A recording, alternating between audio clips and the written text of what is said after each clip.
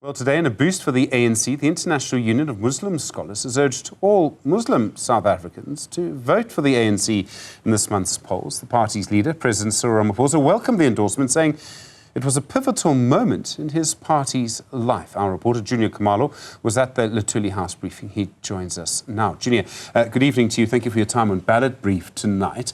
What exactly was, quite an explicit recommendation by this group? What did they say about the ANC? Indeed, it was a very explicit basically directive to the Muslim community to vote for the ANC.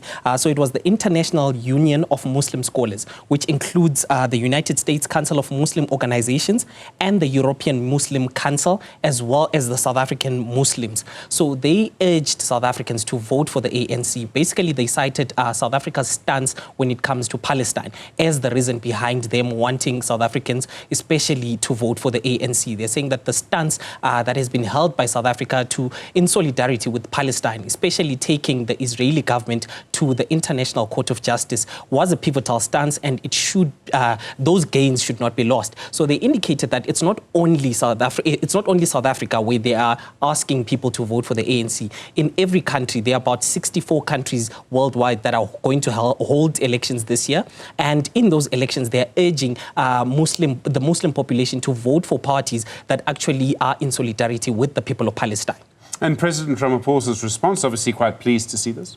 Indeed, he said this is unprecedented for the ANC going into such a crucial election to have such a big endorsement. He called it a big endorsement, but he also was quite critical and said that this does not mean only Muslim South Africans should vote for the ANC, but also Jewish South Africans and Christian South Africans, because he said that the ANC itself was formed by leaders who are Christians as well. So he calls on all religious groups to vote for the ANC.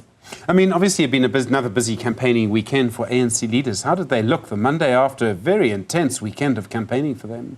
Very tired. They looked very, very tired. So most of the ANC's NEC, as well as the National Working Committee, as well as the various other Women's League, the Youth League, as well as the Veterans League, were all in KZN to try and canvass for support. We know that KZN is one of those provinces that are expected to be hotly contested. So they were in KZN.